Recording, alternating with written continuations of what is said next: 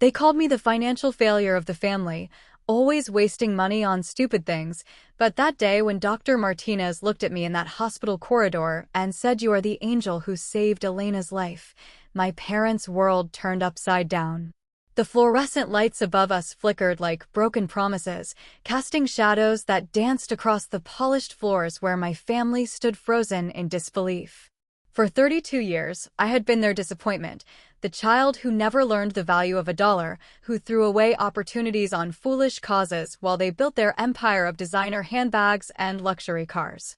But in that sterile hallway that smelled of antiseptic and hope, everything they thought they knew about me crumbled like autumn leaves beneath their perfectly manicured feet. The truth had been hiding in plain sight all along, wrapped in their accusations and buried beneath their disappointment, waiting for this moment when a stranger's gratitude would illuminate the darkness of their assumptions. I had carried their shame for so long that it felt like a second skin, but now as Dr. Martinez extended his hand toward mine with tears glistening in his eyes,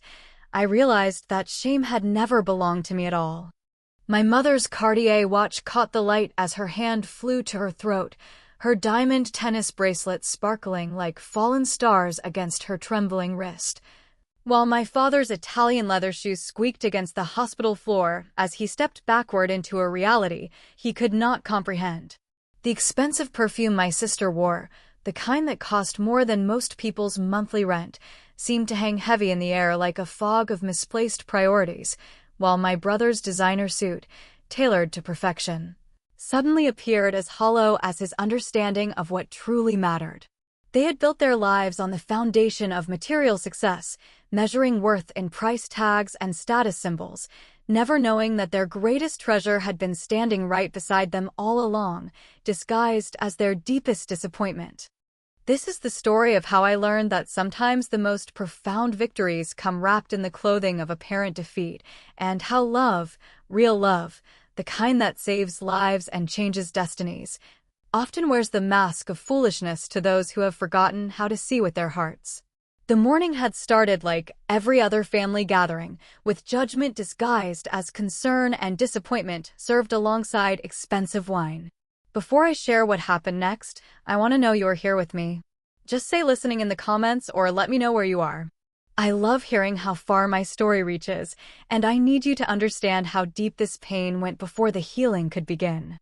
My mother had called the family meeting for 10 that morning, her voice carrying that particular tone she reserved for discussions about my failures. The mahogany dining table, the one that cost more than most people's cars, gleamed under the crystal chandelier as if it were a stage prepared for my latest performance in the role of family disappointment. Dad sat at the head of the table in his $1,000 chair, his Rolex catching the morning light streaming through windows, dressed in custom silk curtains that had been imported from France at a cost that could have fed a village. My sister Sarah arrived wearing her new Hermes coat, the one she had posted about on social media with the caption about treating yourself because you deserve it, her Louis Vuitton purse placed strategically on the table like a trophy of her superior life choices.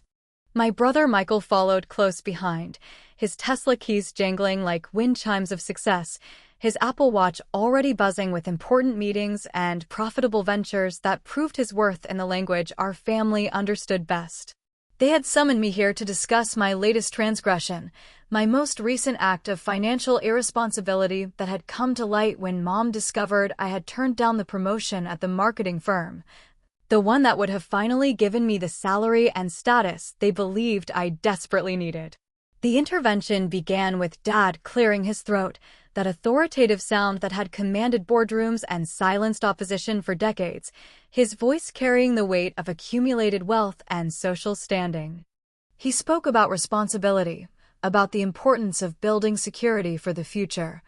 his words falling like heavy stones into the quiet morning air while birds sang outside windows that framed a garden maintained by professional landscapers at a cost most families spent on groceries. Mom joined the chorus with her gentle disappointment, her voice sweet as poisoned honey, lamenting how I threw away every opportunity they had worked so hard to provide. Her diamond earrings catching light like captured tears as she shook her head at my stubborn refusal to embrace their version of success. Ra leaned forward, her perfectly contoured face arranged in an expression of sisterly concern, explaining how embarrassed she felt when her friends asked about my career. How difficult it was to explain why her sibling insisted on living like a struggling artist when we came from a family that valued achievement and advancement. Michael nodded in agreement, his expensive haircut and designer cologne creating an aura of success that filled the space around him like a cloud of judgment. His words cutting deeper than any knife as he listed all the ways I had disappointed the family legacy they had worked so hard to build. They painted me as the charity case of the family, the one who needed constant rescue from my own poor decisions, never knowing that while they slept in their king-sized beds between Egyptian cotton sheets, I was awake calculating how to stretch my budget to cover the medical expenses of strangers whose names I would never know. While they debated which vacation destination offered the most prestige for their social media posts, I was quietly researching families who needed help paying for treatments that insurance companies had denied, searching for ways to be their anonymous answer to prayers they whispered in hospital waiting rooms. When they gathered for holidays to display their latest acquisitions like trophies on a shelf, I carried the secret weight of knowing that my supposed failures were actually my greatest successes, that every designer purchase they made could have saved a life, could have given hope to a family drowning in medical debt. The irony burned in my chest like swallowed fire, watching them count their blessings in dollar signs while I counted mine in heartbeats, in second chances, in the knowledge that somewhere in the city a child was breathing easier because I had chosen their life over a luxury that would have impressed my parents, but meant nothing to my soul. The morning sun climbed higher in the sky, painting golden rectangles across the Persian rug that cost more than most people earned in a year. While I listened to their concerns about my future with the patience of someone who knew that their version of security was built on quicksand, Dad pulled out his leather portfolio, the one crafted by Italian artisans whose skill had been passed down through generations, and withdrew a spreadsheet that detailed exactly how much money I could be earning if I would just embrace their values and accept the promotion I had turned down. The numbers danced across the page like accusations, each figure representing not just potential income, but their disappointment in my choices, their bewilderment at my refusal to climb the ladder they had so carefully constructed for me. Mom reached across the table to squeeze my hand, her skin soft from expensive creams and weekly spa treatments, her touch meant to convey love, but carrying the weight of conditional acceptance that had shaped every conversation we had shared for decades. Her wedding ring, a diamond solitaire that had cost more than most people spent on their first car, pressed against my palm like a cold reminder of the world I was supposed to want but had never been able to embrace. They spoke of the family reputation, of what people would think when they learned that one of their children had chosen a path that led away from financial security and social status, their voices creating a symphony of concern that masked a deeper truth they could never acknowledge. The real issue was not my financial irresponsibility, but my failure to validate their choices, my refusal to confirm that their pursuit of material success had been the right path. My stubborn insistence on measuring wealth in ways that did not appear on bank statements or credit reports. Sarah's voice grew sharp as she described the embarrassment of explaining to her country club friends why her sibling worked for a non-profit organization that barely paid enough to cover rent, her cheeks flushing with the shame of being associated with someone who chose purpose over profit. Michael leaned back in his chair, his expression a mixture of pity and frustration, his voice carrying the authority of someone who had mastered the art of making money while I had apparently mastered only the art of giving it away to people who could never repay the favor. The intervention continued for over an hour, their words washing over me like rain on stone, each sentence designed to erode my resolve and reshape me into the child they had always wanted me to be. They offered to help me find a new apartment in a better neighborhood, one that would reflect positively on the family name, their generosity contingent upon my willingness to embrace their definition of success and abandon the work that fed my soul. Dad mentioned a connection at his investment firm, someone who owed him a favor and could provide me with an entry-level position that would put me on the fast track to financial respectability. His offer wrapped in love, but tied with strings that would bind me to their world forever. Mom suggested that we could go shopping together for a professional wardrobe, her excitement barely contained at the thought of transforming her wayward child into someone who looked the part of success. Someone who could stand beside them at charity galas without causing whispered conversations about the family's black sheep. But they did not know about Elena Vasquez, the 28-year-old mother of three who worked 2 jobs to support her family while her husband recovered from the construction accident that had left him unable to work. They did not know about the late-night phone call from the hospital social worker who had found my name on a list of anonymous donors, or the trembling voice that had asked if I would be willing to help with a case that had touched the hearts of everyone on the medical staff. They could not see the image that lived behind my eyes, the picture of a young woman lying in a hospital bed with her children gathered around her. Their faces streaked with tears as doctors explained that the surgery their mother needed was not covered by insurance and would cost more than their family could ever hope to raise. Elena's case had come to me through the network of quiet angels who moved through the city like ghosts, finding people who needed help and connecting them with those who had the resources to provide it. An underground railroad of generosity that operated beyond the knowledge of those who measured worth in stock portfolios and real estate investments. The family meeting began to wind down as the clock approached noon, their arguments losing steam as they realized that no amount of reasoning would change my mind about the promotion or the lifestyle they wanted me to embrace. Sarah gathered her purse and checked her phone for messages from her personal trainer, her mind already moving on to the afternoon activities that would fill her calendar with the business of being successful and beautiful. Michael straightened his tie and mentioned a lunch meeting with potential clients, his importance validated by the constant stream of calls and messages that demanded his attention throughout our conversation. Dad closed his leather portfolio with a sound like a gavel falling, his disappointment evident in the way his shoulders sagged beneath his custom-tailored shirt, while Mom began clearing away the coffee cups and pastries that had gone mostly untouched during our lengthy discussion. They left me sitting at that expensive table, surrounded by the artifacts of their success, feeling more alone than I had ever felt in my life, but also more certain that my path, however misunderstood, was the right one for me. The house fell quiet except for the tick of the grandfather clock in the hallway, the one that had belonged to my great-grandmother and marked time with the steady rhythm of generations who had built their lives on the foundation of hard work and careful accumulation.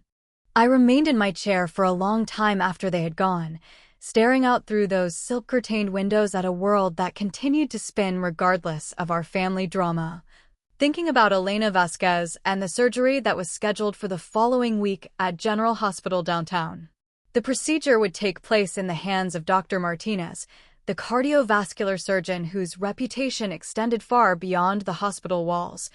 whose skill had earned him recognition from medical organizations around the world, and whose compassion had touched countless families facing impossible choices between financial ruin and the lives of their loved ones.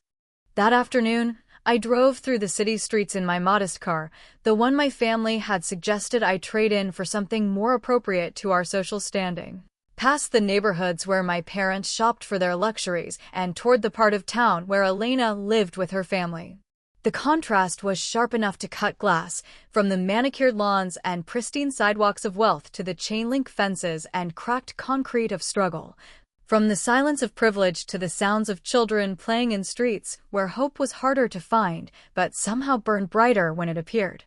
I did not stop at Elena's house, did not intrude upon her privacy or seek recognition for the choice I had made, but I drove slowly through her neighborhood, past the elementary school where her children learned to read and dream, past the corner store where she bought groceries with coupons and careful planning, past the bus stop where she waited each morning to begin her journey to jobs that paid enough to survive, but never enough to truly live. The weight of my secret pressed against my chest like a stone, the knowledge that I carried the power to save a life, while my family saw only my failures and poor decisions.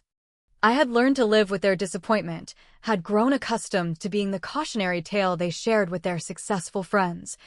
But the loneliness of carrying such profound purpose without being able to share it with the people who should have understood me best was sometimes almost unbearable. Elena would never know my name, would never send a thank you card or friend request on social media, would never have the opportunity to repay the gift that would allow her children to keep their mother and her husband to grow old beside the woman he loved. The anonymity was part of the beauty and the burden, the knowledge that true generosity required nothing in return, but also meant that the joy of giving had to be its own reward. As evening approached, I returned home to my small apartment, the one my family considered inadequate, but which had become a sanctuary where I could be myself without judgment or expectation. The furniture was secondhand but comfortable, the walls decorated with artwork from local artists rather than expensive pieces chosen for their investment potential, the bookshelves filled with stories that fed my soul rather than volumes selected to impress visitors. I made a simple dinner and ate while reading about Elena's condition, researching the procedure that would save her life, understanding the technical details so that I could fully appreciate the miracle that modern medicine and human generosity could accomplish when they worked together.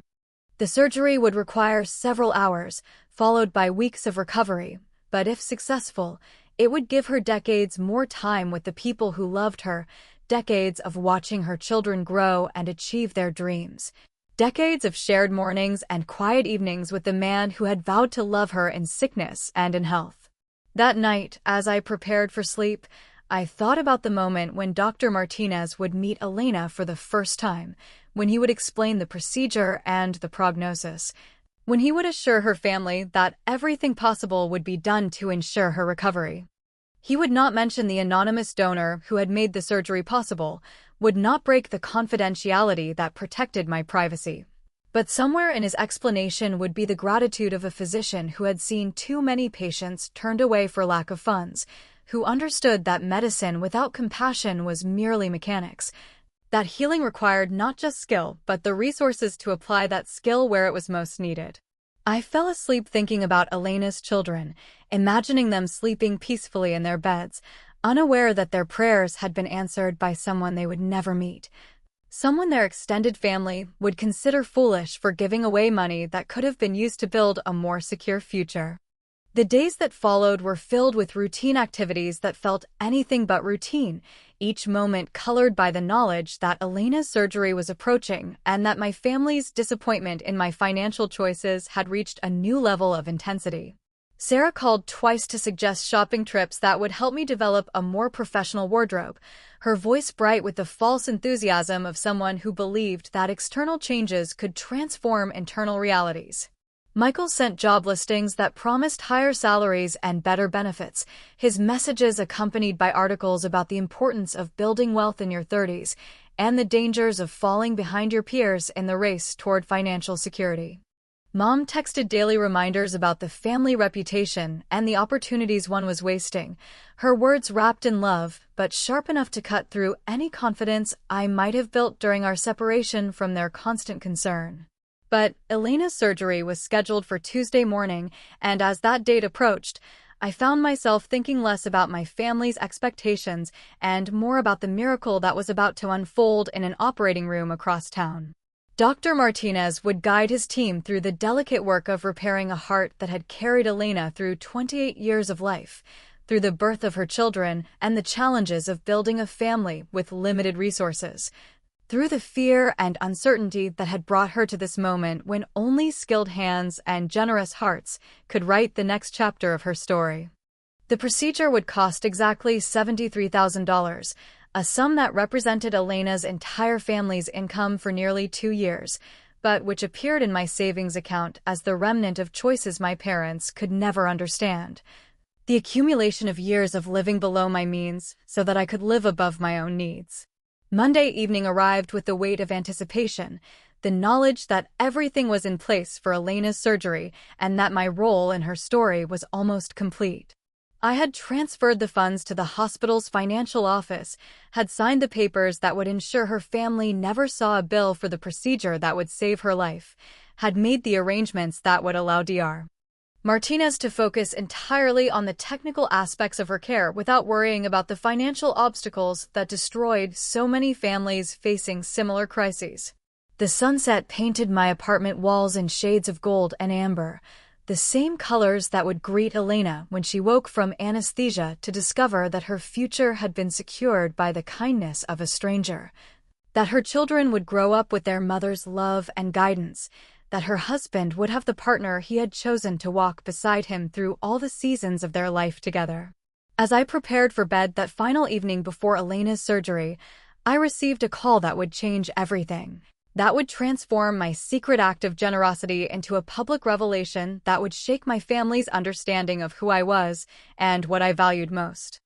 The voice on the other end of the phone belonged to my brother Michael, his usual confidence replaced by panic and fear, his words tumbling over each other in a rush of terror that cut through the quiet evening like a blade through silk. Dad had collapsed during a business dinner, had been rushed to General Hospital with what appeared to be a heart attack, was in the emergency room surrounded by doctors and machines and the controlled chaos that marked the boundary between life and death. The irony was sharp enough to draw blood, that my father should find himself in the same hospital where Elena would receive her surgery. That the building where I had arranged for one heart to be saved should also become the place where another heart fought for the chance to keep beating. Michael's voice cracked as he gave me the details, the room numbers and visiting hours, the doctors' names and tentative prognosis, but beneath his words I heard the fear that we all carried. The terrible knowledge that money and status and professional success meant nothing when faced with the fragility of the human heart and the democracy of mortality that made equals of us all. I drove through the city streets toward General Hospital, past the landmarks of my childhood and the neighborhoods where my family had built their empire of respectability, toward the building where two stories would converge in ways that none of us could have predicted. The hospital rose before me like a cathedral of healing, its windows glowing with the light of hope and skill, its corridors filled with the footsteps of those who dedicated their lives to fighting the darkness that threatened to claim the people we loved most. As I walked through the parking garage toward the main entrance, I carried with me the weight of secrets and the anticipation of revelations, the knowledge that my worlds were about to collide in ways that would force my family to see me as I truly was. Not as the disappointment they had imagined me to be, but as the person who had learned that the greatest wealth comes not from what we accumulate, but from what we give away when no one is watching. The automatic doors of General Hospital slid open with a soft whisper, welcoming me into a world where the artificial boundaries between the wealthy and the struggling dissolved into the universal language of fear and hope. The lobby stretched before me like a cathedral of modern medicine, its polished floors reflecting the faces of families who had gathered from every corner of the city. Their stories written in the lines around their eyes, and the way they held each other's hands while waiting for news that could change everything. I could smell the familiar mixture of antiseptic and coffee, the scent of institutional cleaning supplies mingling with the flowers that visitors brought as offerings to the gods of healing, creating an atmosphere that spoke of both sterility and humanity,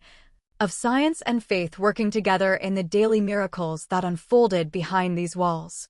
My family had already gathered in the cardiac wing, their expensive clothes looking strangely out of place among the worn chairs and fluorescent lighting, their usual confidence replaced by the vulnerability that comes when money cannot purchase the outcome you need most desperately. Mom sat hunched forward in a chair that had supported thousands of worried family members, her designer handbag clutched against her chest like armor that could protect her from the reality of Dad's condition. Her perfectly styled hair beginning to show the effects of hours spent running anxious fingers through it. Sarah paced the hallway in her high heels, the sound of her footsteps creating a rhythm of nervousness that echoed off the walls, her phone pressed to her ear as she tried to manage the crisis with the same efficiency she applied to her social calendar and business meetings. Michael stood by the window overlooking the city, his shoulders rigid beneath his expensive suit,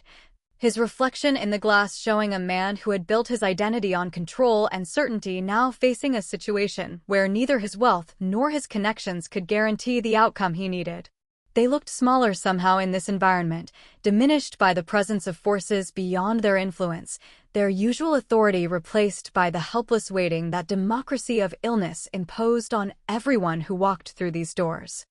The cardiac intensive care unit occupied the 7th floor of the hospital, its corridors lined with rooms where machines monitored heartbeats and breathing patterns. where skilled nurses moved with the quiet confidence of those who had witnessed both miracles and tragedies,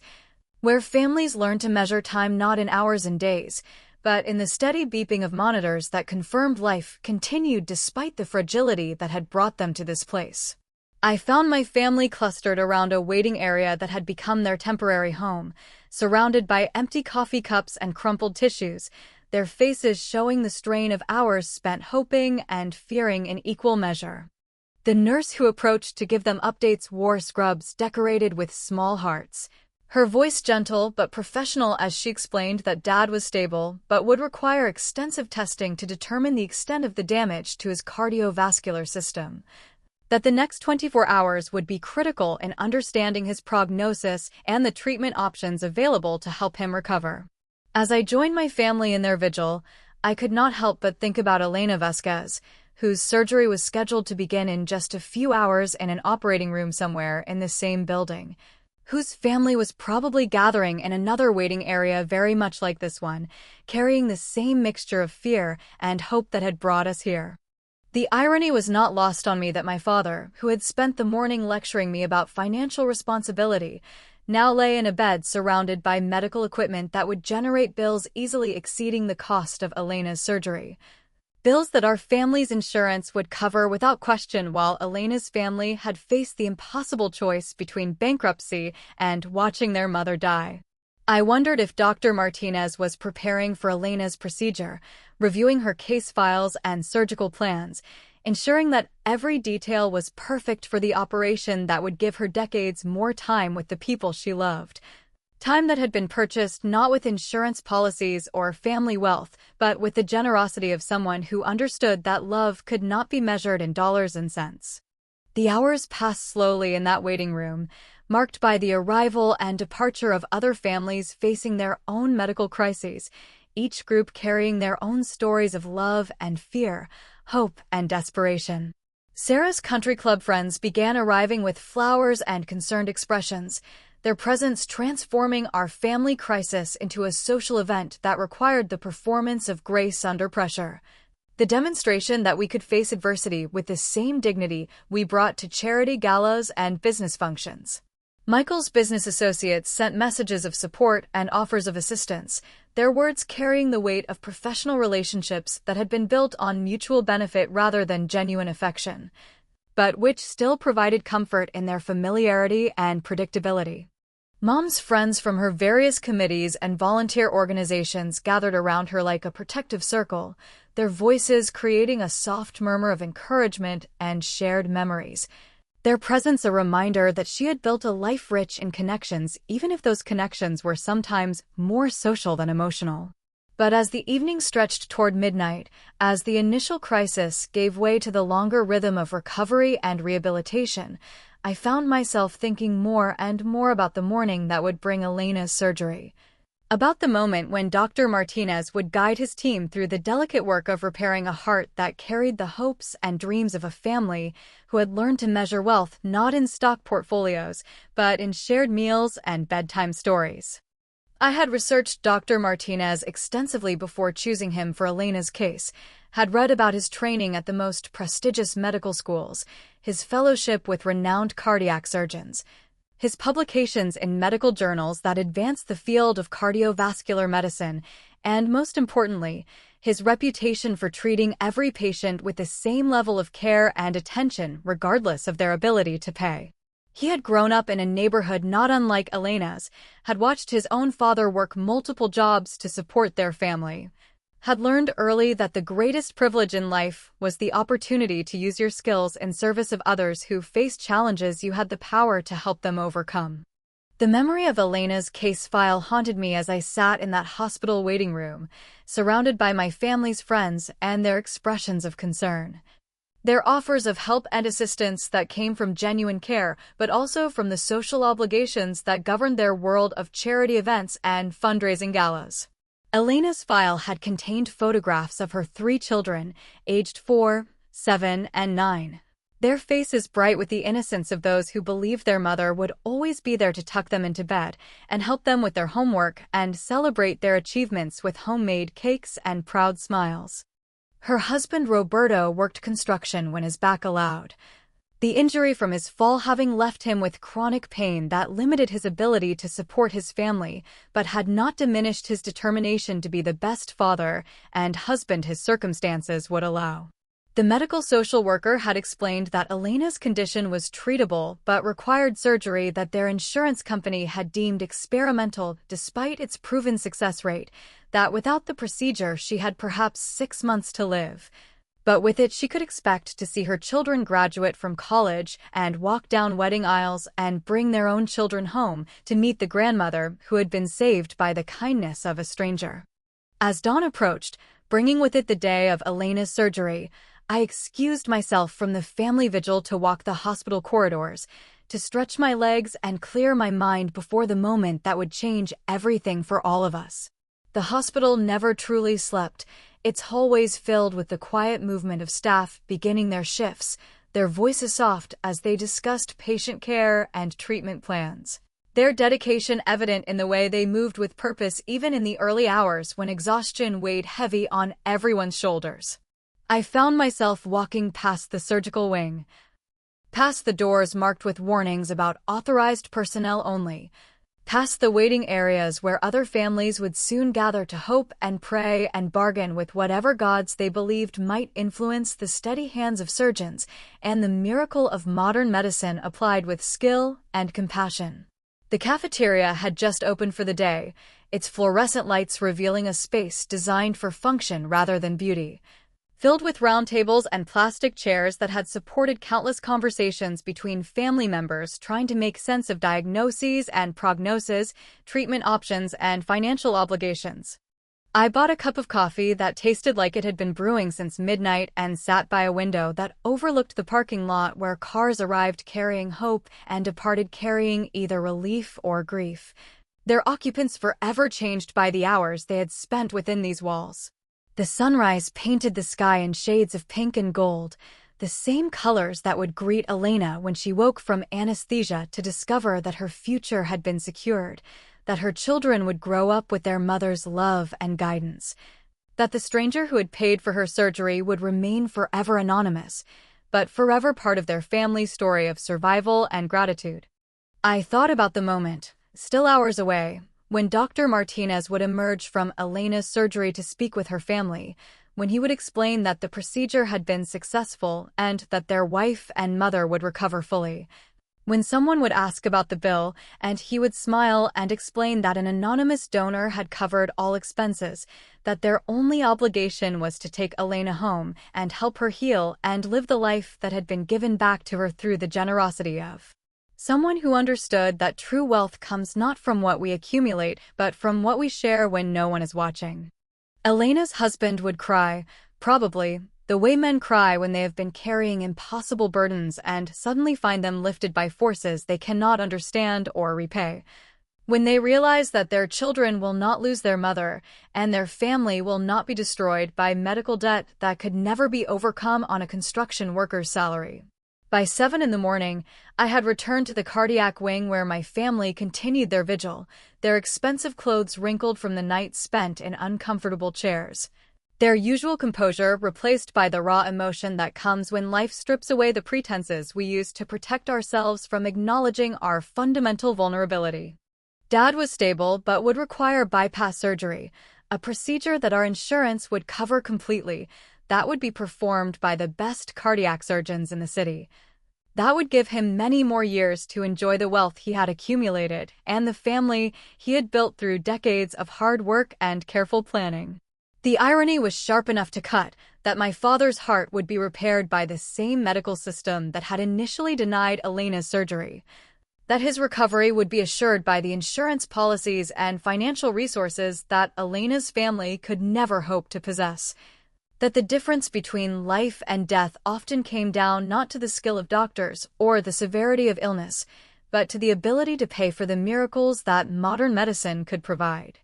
Mom looked up as I approached, her eyes red from crying and worry, her voice hoarse from hours of speaking with doctors and nurses, friends and family members who had called to offer their support and assistance.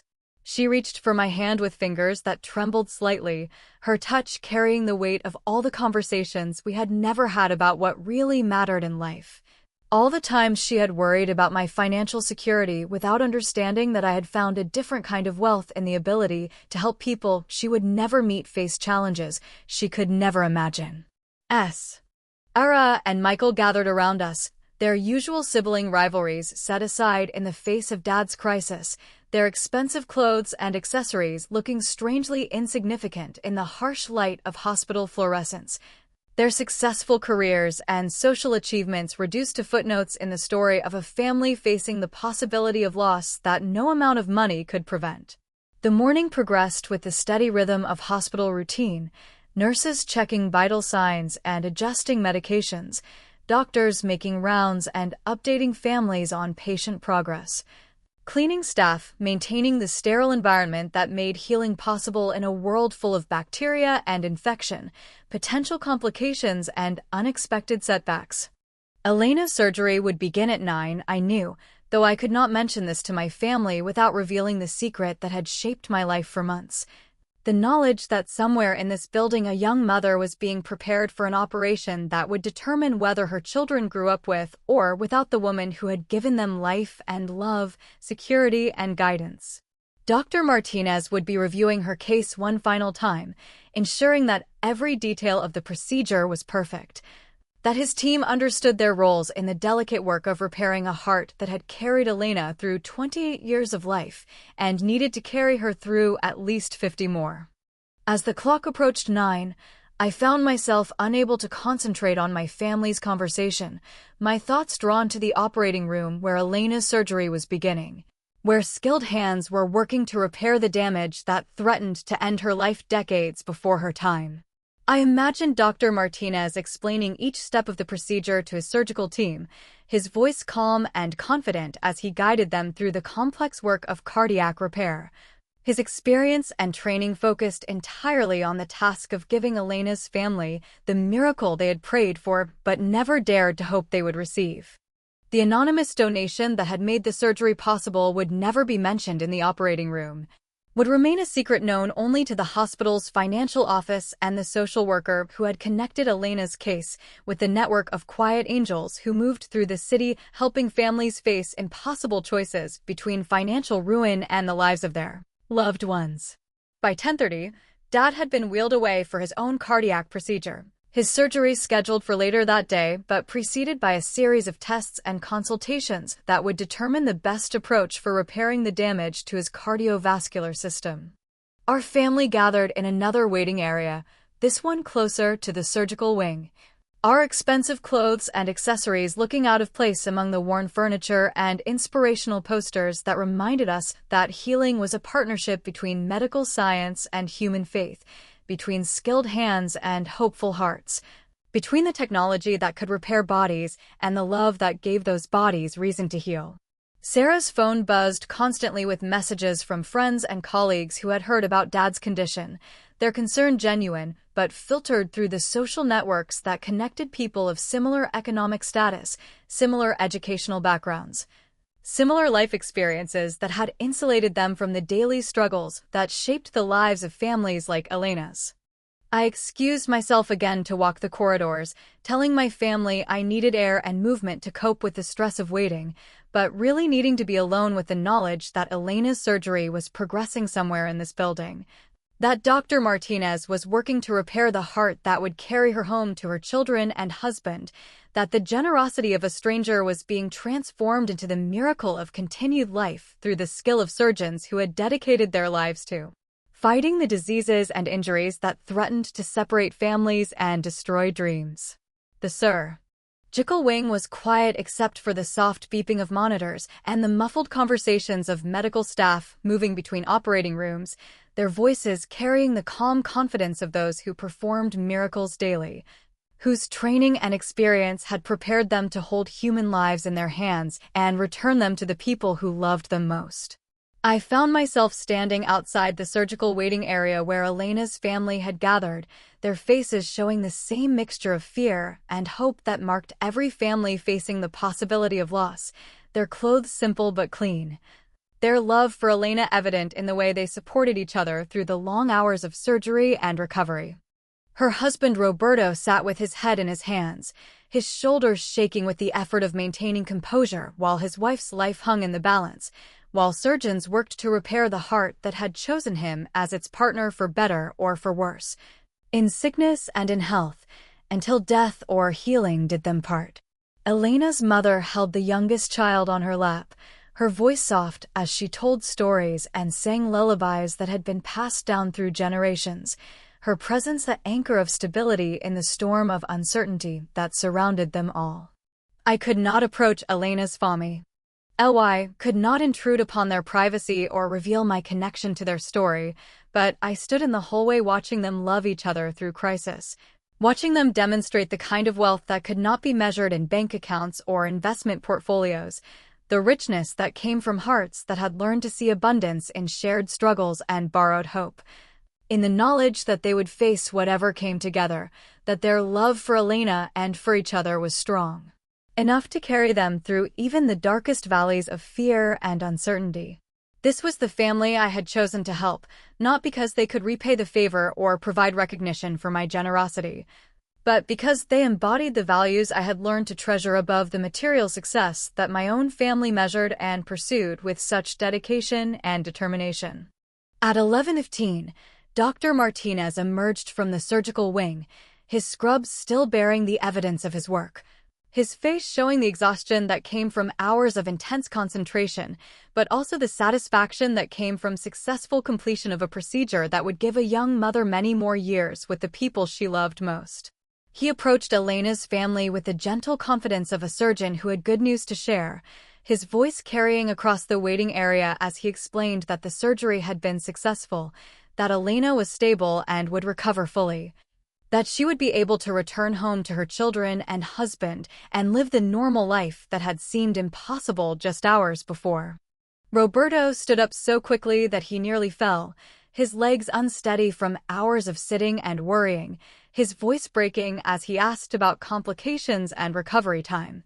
about when he could see his wife and when their children could visit the woman who meant everything to their small but loving family. Dr. Martinez answered every question with patience and thoroughness, his explanations clear and reassuring, his manner conveying both professional confidence and personal compassion for the family whose lives he had just saved through his skill and training, through his dedication to the healing arts that had called him to medicine in the first place. When Roberto asked about the bill, about the financial arrangements that would need to be made for such an expensive procedure, Dr. Martinez smiled and explained that an anonymous donor had covered all expenses, that their only obligation was to take Elena home and help her heal, that someone who would remain forever nameless had made this moment possible through generosity that expected nothing in return except the knowledge that a family would remain whole and a mother would live to see her children grow up and achieve their dreams. The gratitude in Roberto's eyes was blinding, his tears falling freely as he tried to find words adequate to express what he felt toward the stranger who had saved his family from a choice no family should ever have to make, who had given them back the future they had thought was lost, who had proven that angels sometimes work through anonymous bank transfers and hospital financial offices, through the quiet networks of generosity that connect those who have resources with those who need miracles. Elena's mother gathered her grandchildren close, her voice shaking as she explained that their mama was going to be fine, that the doctors had fixed her heart and she would come home soon, that someone very special had helped them in a way they could never repay but would never forget, that kindness still existed in a world that often seemed harsh and uncaring to families struggling to survive on wages that barely covered basic necessities. As I watched Elena's family celebrate their miracle, as I saw the joy and relief that transformed their faces from masks of worry into expressions of pure gratitude and hope, I felt a satisfaction deeper than anything my own family's wealth had ever provided. A sense of purpose that justified every sacrifice I had made to live below my means so that I could help families facing impossible choices between financial security and the lives of their loved ones. This was why I had turned down the promotion, why I had disappointed my parents with my refusal to embrace their definition of success. Why I had endured years of being labeled the family failure while secretly using my resources to fund the miracles that insurance companies denied and government programs could not provide. Elena would live because someone had valued her life above luxury purchases, had chosen her children's need for their mother over status symbols and social recognition, had understood that true wealth comes not from what we accumulate for ourselves, but from what we share with those who need help the most. But as I turned to walk back toward my own family's waiting area, as I prepared to rejoin their vigil for Dad's recovery from surgery that would be covered by insurance and performed by doctors who would never question his ability to pay for their services, I saw a familiar figure approaching down the hospital corridor, his white coat marking him as a member of the medical staff, his confident stride and dignified bearing identifying him as someone important in the hospital hierarchy. Dr. Martinez was walking directly toward me, his eyes focused on my face with an expression I could not immediately interpret.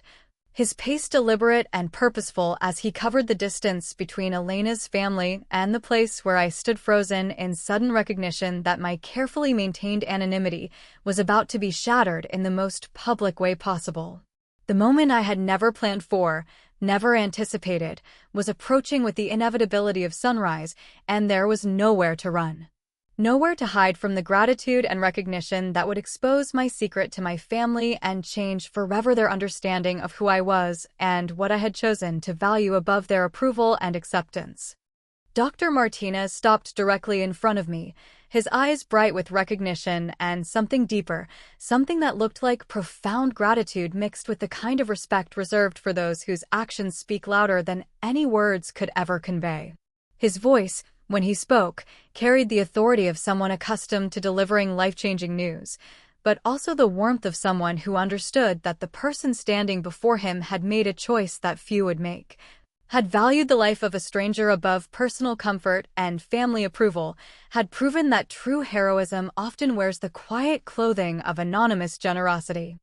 "You are the angel who saved Elena's life," he said, his words cutting through the hospital corridor noise like a blade through silk, his voice loud enough to carry to where my family stood frozen in shock, their expensive clothes and accessories suddenly seeming as insignificant as paper dolls in the face of this revelation that shattered everything they thought they knew about me. The moment stretched between us like a bridge spanning two worlds. The world where I was the family disappointment who wasted money on foolish causes, and the world where I was someone whose generosity had given a young mother the gift of decades more time with her children, whose sacrifice had allowed Elena Vasquez to wake up from surgery knowing that her future was secure and her family would remain whole. My mother's Cartier watch caught the fluorescent light as her hand flew to her throat, her diamond tennis bracelet sparkling like captured starlight as she stepped forward, her voice barely a whisper as she asked what Dr. Martinez meant, what angel he was talking about, how her disappointing child could possibly be connected to someone else's medical miracle. Sarah's designer heels clicked against the polished floor as she moved closer, her perfect makeup unable to hide the confusion that spread across her face like dawn breaking over unfamiliar territory, her mind struggling to reconcile the sibling she had always pitted with the person Dr. Martinez was describing with such obvious reverence and gratitude. Michael's expensive suit seemed to shrink around him as he realized that his lectures about financial responsibility had been delivered to someone who understood money in ways he had never imagined, who had been practicing a form of wealth management that made his investment portfolios look like children's games, who had been building a legacy that would never appear on any balance sheet but would live forever in the hearts of families whose lives had been saved by anonymous generosity. Dr. Martinez extended his hand toward me. His surgical scrubs still bearing traces of the work he had just completed, his face showing the exhaustion that came from hours of intense concentration, but also the joy that came from successful surgery. From knowing that Elena would return home to her children and husband, that her story would continue for decades, because someone had chosen her life over luxury purchases and status symbols. "When I saved Elena's life this morning," he continued, his voice carrying across the hospital corridor where other families waited for their own miracles, "I was thinking about the anonymous donor who made this surgery possible, the person whose generosity allowed me to focus entirely on the medical aspects of her care without worrying about insurance approvals or payment plans, who proved that healing happens when skill meets compassion and both are supported by the kind of love that asks nothing in return except the knowledge that a life has been saved and a family kept whole. The silence that followed his words was thick enough to cut, heavy with the weight of revelations that transformed years of family dynamics in the space of a single moment, that turned their disappointment into something approaching awe, their criticism into questions they had never thought to ask about the quiet strength that had sustained me through their constant lectures about success and failure, responsibility and waste. My father, despite his own medical crisis, despite the surgery he would face later that day, would have stood up from his hospital bed if he could have seen this moment, would have witnessed the destruction of every assumption he had built about his disappointing child, every lecture he had delivered about the importance of building wealth and security for the future. Dad lay in his room surrounded by machines that monitored his heartbeat and breathing, his condition stable but serious, his recovery assured by insurance policies and financial resources that Elena's family could never have afforded. The irony sharp enough to draw blood that his heart would be repaired by the same medical system that had initially denied Elena's surgery. Elena's family had gathered around Dr. Martinez and me, their faces still glowing with the relief and joy that came from learning their wife and mother would survive, would recover completely, would come home to the life they had built together through years of struggle and sacrifice, love and determination that had carried them through challenges my own family could barely imagine. Roberto stepped forward, his construction worker hands rough from years of labor, his eyes bright with tears that fell freely as he tried to find words adequate to express what he felt toward the stranger who had saved his family from a choice no family should ever have to make, who had given them back the future they had thought was lost forever. Your generosity, he said, his voice breaking with emotion, has given my children their mother back, has allowed Elena to see them graduate and get married and bring their own children home to meet the grandmother whose life was saved by the kindness of someone who will always be part of our family's story even though we may never see you again. Elena's mother approached with the youngest child in her arms, the 4-year-old daughter whose bright eyes reflected the same confusion and wonder that marked my own family's faces, whose innocent questions about why Mama had been sick and who had helped make her better would be answered with stories about angels who work through anonymous donations and hospital financial offices, who prove that love can cross the boundaries between strangers and create connections that last forever even when the people involved never meet face to face. She reached out to touch my hand with fingers that trembled slightly, her voice soft as morning rain as she explained that Elena had always taught her children to believe in the goodness of people, to trust that kindness still existed in a world that often seemed harsh and uncaring, to understand that miracles sometimes came disguised as ordinary moments when extraordinary people chose to help those who needed healing and hope. My family stood in a semicircle around the scene, their expensive clothes and accessories looking strangely out of place among the hospital scrubs and simple clothing that marked Elena's relatives, their usual confidence replaced by the vulnerability that comes when long-held beliefs are shattered by evidence that cannot be denied or explained away. Mom's voice, when she finally found it, carried the tremor of someone whose understanding of reality had been fundamentally altered, whose assumptions about her disappointing child had been revealed as completely wrong, whose criticism and concern had been misplaced in ways that made her question everything she thought she knew about success and failure, generosity and waste. How long, she asked, her words barely audible above the soft beeping of medical equipment and the distant conversations of hospital staff. How long have you been doing this, helping people we don't know? Paying for surgeries and treatments that insurance companies deny, living this secret life of generosity while we criticized you for not building the kind of wealth we thought you should want and need and deserve. The question hung in the air like incense, heavy with implications that reached far beyond Elena's surgery, that encompassed years of family dinners where I had been lectured about responsibility and success, holiday gatherings where my choices had been questioned and my priorities criticized,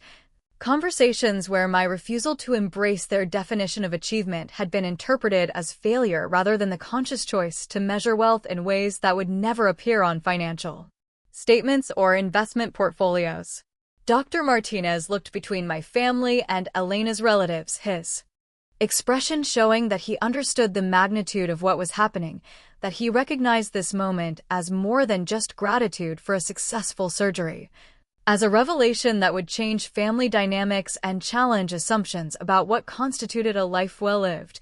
What defined true success in a world where the ability to help others was often overshadowed by the pursuit of personal advancement and material accumulation? Sarah stepped closer, her designer handbag clutched against her chest like armor that could protect her from the reality of what she was learning about the sibling she had always pitied, whose financial choices she had criticized at country club gatherings where successful families shared stories about their accomplished children and their impressive achievements. Her voice, usually so confident and assured, carried a note of uncertainty as she asked about other families, other surgeries, other anonymous donations that had connected me to people whose names she would never know, whose stories would never appear in the social pages or charity event coverage that marked the kind of giving she understood and respected. The network of quiet angels, she was learning, operated far beyond the world of fundraising galas and tax-deductible contributions,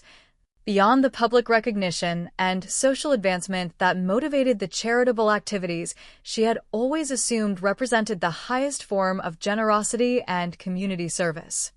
Michael's usual authority seemed to desert him as he processed the implications of what Dr. Martinez had revealed. As he realized that his lectures about financial planning and investment strategies had been delivered to someone who had been practicing a form of wealth management that made his professional success look shallow and meaningless,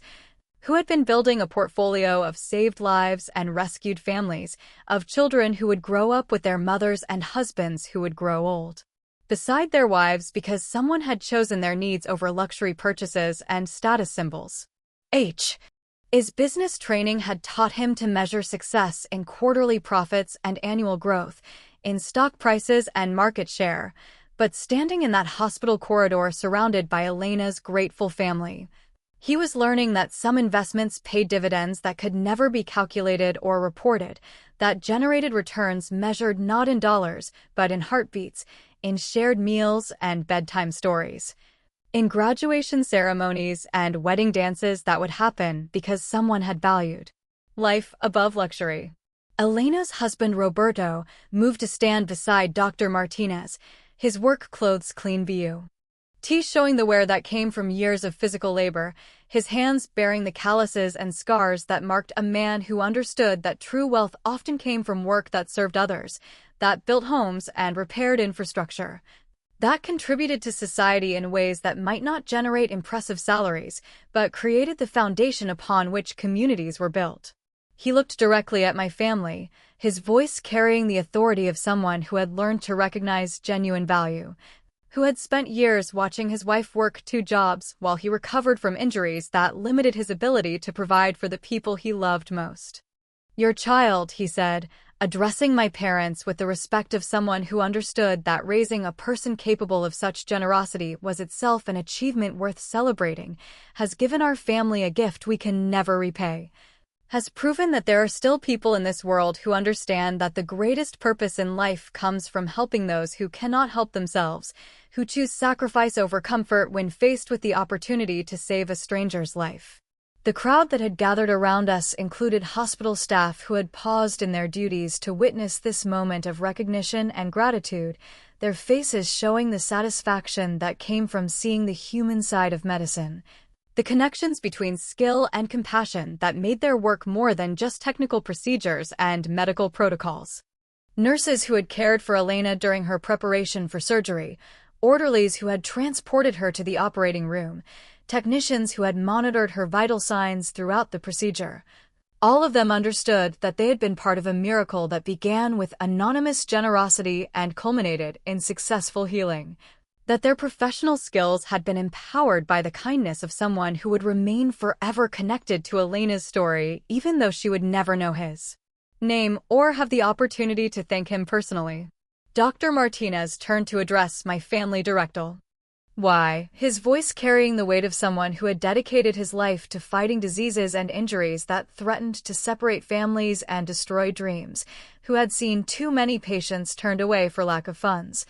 who understood that medicine without compassion was merely mechanics, that healing required not just skill, but the resources to apply that skill where it was most needed. In 30 years of practice, he said, I have met very few people who possess the kind of generosity your family member has shown, the willingness to sacrifice personal comfort for the welfare of strangers, the understanding that true wealth comes not from what we accumulate for ourselves, but from what we share with those who need help the most.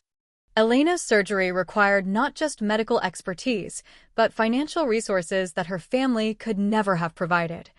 And the anonymous donation that made this procedure possible represents the kind of giving that transforms lives and creates ripple effects that will be felt for generations as her children grow up knowing that kindness still exists in the world. My mother's tears came suddenly, flowing down cheeks that had been carefully made up for a family emergency that had turned into something none of us could have anticipated, her voice breaking as she tried to apologize for years of misunderstanding, for criticism based on assumptions that had been completely wrong, for failing to see that her disappointing child had been practicing a form of success that made her charity event planning and fundraising committee work look like surface exercises in social obligation rather than genuine commitment to helping those in need. She reached for my hand with fingers that shook slightly, her touch carrying the weight of recognition and regret, of love that had been clouded by expectations, but was now clear and unobstructed by the false measurements of achievement that had governed our family's conversations for decades. I am so sorry, she whispered, her words meant for me but heard by everyone gathered in that hospital corridor. So sorry for not understanding what you were doing, for criticizing choices that were actually evidence of the kind of character we should have been celebrating rather than questioning. Sarah's transformation was perhaps the most dramatic, her usual confidence replaced by something that looked like humility, her voice smaller than I had ever heard it as she asked about the families I had helped, the surgeries I had funded, the network of generosity that had connected me to people whose struggles she had never imagined, whose needs had been met through sacrifices she was only beginning to understand. Her country club friends, she realized, had been sharing stories about charitable contributions that paled in comparison to the anonymous giving that had shaped my life for years. That had required not just financial resources, but the willingness to live below my means, to accept criticism and disappointment from the people whose approval I valued most, to find satisfaction in helping strangers whose gratitude I would never receive and whose names I might never know. The designer clothes and expensive accessories that had marked her success suddenly seemed like costumes worn by someone playing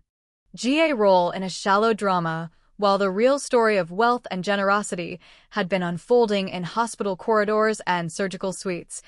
in waiting rooms where families learned that angels sometimes worked through anonymous bank transfers and medical social workers who connected those who needed miracles with those who had the power to provide them. Michael's business mind began calculating the scope of my giving, the financial planning and resource management that would have been required to maintain the lifestyle of generous anonymity that Dr. Martinez was describing, the careful budgeting and sacrifice that would have allowed me to help families like Elena's while appearing to struggle financially, while accepting criticism from relatives who measured success in stock portfolios and real estate investments. His respect, when it came, was expressed in the language he understood best, in acknowledgement of the financial discipline and strategic thinking that had enabled years of charitable giving, in recognition that I had been practicing a form of wealth management that generated returns he had never considered, that created value he had never learned to measure. The promotion I had turned down, the salary increase I had rejected, suddenly made sense as choices designed to maintain the careful balance between income and giving that had allowed me to help people like Elena without depleting the resources needed to continue helping others who would face similar crises in the future. Elena's grandmother, a woman whose face showed the lines of decades spent worrying about family members who worked dangerous jobs for inadequate wages, who had raised children and grandchildren in neighborhoods where medical emergencies often meant financial catastrophe, approached my mother with the dignity of someone who understood both struggle and gratitude, whose life had taught her to recognize genuine generosity when she encountered it. "Your son," she said, her English accented but clear, "has given our family a gift that extends far beyond Elena's surgery, has shown our children that OD people still exist in the world, that kindness crosses all boundaries of race and class and economic status, that strangers can become family through acts of love that ask nothing in return except the knowledge that life has been preserved and hope has been restored to people who had almost given up believing in miracles." She embraced my mother with the warmth of someone who understood that raising a child capable of such compassion was itself an achievement worth celebrating, that the disappointment and criticism I had endured were actually evidence of values that transcended the material measurements of success that governed so many families' definitions of achievement and progress. The afternoon was wearing on, and Dad's surgery was scheduled to begin soon. His medical team preparing for the procedure that would repair his heart and give him many more years to enjoy the wealth he had accumulated and the family he had built through decades of hard work and careful planning. But the conversation with Elena's family had transformed our understanding of what we were facing, had changed the meaning of his illness and recovery, had given us a new appreciation for the medical care that our insurance would cover without question. That would be provided by skilled surgeons whose services we could afford without sacrificing our financial security or facing the impossible choices that had brought Elena to the brink of death before anonymous generosity saved her life. The privilege of assured medical care, the luxury of never having to choose between treatment and bankruptcy, suddenly seemed like responsibilities rather than rights.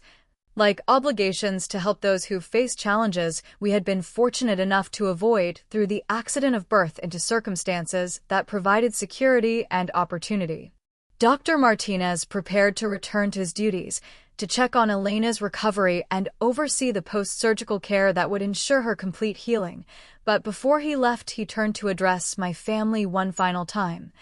his voice carrying the authority of someone who had witnessed both the best and worst of human nature, who had seen families destroyed by medical bills and others saved by the generosity of strangers who understood that wealth meant nothing if it was not shared with those who needed help the most.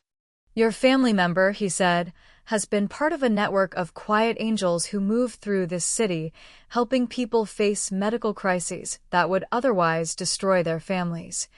who understand that the greatest privilege in life is the opportunity to use your resources in service of others who need healing and hope." Elena's case is just one of many that have been made possible by anonymous donors who choose sacrifice over luxury, who measure success not in what they accumulate for themselves, but in what they share with those who need miracles,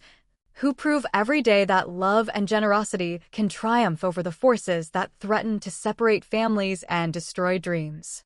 As Dr. Martinez walked away, his white coat disappearing around a corner toward the surgical wing where Elena was beginning her recovery, my family and I were left standing in a hospital corridor that had become a place of revelation and transformation, where years of misunderstanding had been replaced by recognition and respect, where the criticism and disappointment that had shaped our relationships had given way to something deeper and more meaningful than any of us had experienced before. Elena's family began to disperse, returning to their waiting area where they would continue their vigil until Elena was fully awake and ready for visitors,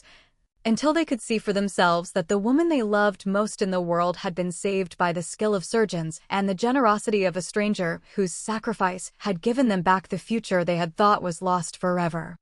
Mom reached for my hand again, her grip firm despite the trembling that had affected her since Dr. Martinez's revelation, her voice steady as she tried to find words adequate to express what she felt about the years of misunderstanding that had separated us, about the pride she felt in learning who I really was, about the regret that came with realizing how wrong she had been about my choices and priorities and values. "I want to understand," she said, her words carrying the weight of genuine curiosity rather than criticism. "Want to know about the other families you have helped, the other surgeries you have funded." The network of giving that has connected you to people whose names I will never know but whose lives have been changed by your generosity and sacrifice. The conversation that followed would take hours, would extend through Dad's successful surgery and into the evening when he woke up groggy but stable, surrounded by family members whose understanding of wealth and success had been fundamentally altered by the events of this extraordinary day. Sarah and Michael joined us in the family conference room where we could speak privately about the revelations that had shattered their assumptions and challenged their definitions of achievement and progress, where I could explain the careful planning and sacrifice that had enabled years of anonymous giving, the network of medical social workers and charitable organizations that connected people who needed miracles with those who had the resources to provide them. The stories I shared that afternoon painted a picture of a hidden world where generosity moved quietly through urban corridors, where wealthy individuals and modest wage earners alike contributed to funds that saved lives and preserved families, where the true measure of success was calculated not in stock portfolios, but in children who grew up with their parents, in families who remained whole because strangers had chosen their welfare over personal comfort and social advancement. The promotion I had turned down, the salary increase I had rejected, the lifestyle changes my family had urged me to embrace. All of these decisions suddenly made sense as choices designed to maintain the delicate balance between income and giving that had allowed me to help families like Elena's without compromising my ability to continue helping others who would face similar crises in the future. Sarah's country club friends, Michael's business associates, Mom's charity committee colleagues, all of the people whose approval and recognition had seemed so important to my family's sense of social standing, suddenly appeared as players in a shallow drama while the real story of wealth and purpose had been unfolding in hospital corridors and surgical suites, in waiting rooms where families learned that kindness still existed in the world and that love could cross any boundary when guided by hands willing to help and hearts willing to sacrifice. Dad's surgery was successful, his heart repie. Read by skilled surgeons whose services were covered by insurance policies that Elena's family could never have afforded, his recovery assured by the financial resources that made medical emergencies inconveniences rather than catastrophes, privileges rather than crises that threatened to destroy everything a family had worked to build. But as he woke up in the recovery room surrounded by machines that monitored his healing, he was greeted not just by the family he had always known, but by relatives who had been transformed by the day's revelations, who had learned to see him through new eyes and to understand that the disappointment they had carried about one child had been misplaced, that their greatest success had been raising someone whose generosity had saved lives and created ripples of goodness that would extend far beyond anything they had ever accomplished through their own professional achievements and social advancement. The days that followed Dad's surgery were filled with conversations that had been impossible before Dr. Martinez's revelation, discussions about the meaning of success and the purpose of wealth, about the responsibilities that came with privilege and the opportunities that arose when people chose service over accumulation, sacrifice over comfort. Elena's recovery progressed smoothly, her family sending updates through the hospital social worker who had connected us, their gratitude expressed in letters that would never be answered directly, but would be treasured as evidence that anonymous giving created connections that transcended the boundaries between strangers, that love could flow in directions that required no reciprocation or recognition, no public acknowledgement or social advancement. My family's understanding of wealth was forever changed by that day in the hospital corridor, their definition of success expanded to include me. Assurements that would never appear on financial statements or investment reports, their appreciation for the privilege of security deepened by knowledge of how many families face choices that should never have to be made. How many children grew up without parents who could have been saved if resources had been available, if insurance companies had approved treatments, if anonymous angels had been there to bridge the gap between medical science and financial reality. The charity events and fundraising committees that had once seemed like the height of generous giving now appeared as starting points rather than destinations, as introductions to a world of need that extended far beyond the comfortable boundaries of tax-deductible contributions and public recognition. Elena returned home to her children and husband 3 weeks after her surgery. Her heart repaired and her future secured by the skill of surgeons and the generosity of a stranger who would remain forever part of their family's story, even though they would never meet face to face, never exchange holiday cards or social media connections, never know each other's names or share memories of the moment that connected their lives across the boundaries of race and class and economic circumstance. Her children would grow up knowing that kindness existed in the world, that angels sometimes worked through anonymous donations and hospital financial offices, that strangers could become family through acts of love that asked nothing in return except the knowledge that life had been preserved and hope restored to people who had almost given up believing in miracles. The quiet satisfaction that came from Elena's recovery, from knowing that her children would grow up with their mother's love and guidance, that her husband would have the partner he had chosen to walk beside him through all the seasons of their life together, was deeper and more lasting than any recognition my family could have provided, any approval they could have expressed, any success they could have celebrated at their dinner parties and social gatherings. This was the wealth I had chosen over their version of achievement, the treasure I had accumulated while they thought I was wasting money on foolish causes, the legacy I was building while they worried about my financial security and social standing and professional advancement. In the months that followed, my family began to understand the network of giving that had shaped my life for years, the careful research and planning that went into identifying families who needed help, the anonymous transfers and charitable contributions that connected resources with needs, the quiet satisfaction that came from knowing that somewhere in the city children were sleeping peacefully because their parents had been saved by the kindness of strangers who would never seek recognition or gratitude, who found their reward in the knowledge that love had triumphed over the forces that threatened to separate families and destroy dreams. They learned to see wealth as a responsibility rather than a privilege, as an opportunity to serve rather than a means of accumulation, as a tool for healing rather than a measure of personal worth and social standing. The transformation was gradual but profound, touching every aspect of our family relationships and changing the way we spoke about success and failure, achievement and purpose,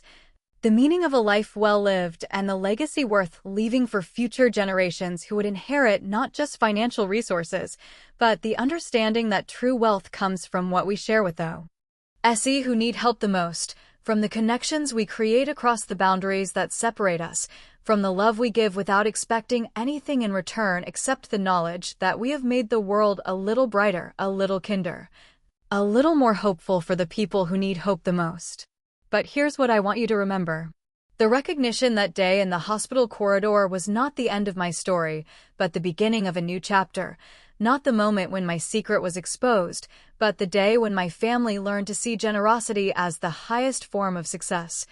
service as the greatest achievement, the quiet work of helping strangers as the most profound way to build a legacy that would outlast any material accumulation or professional advancement.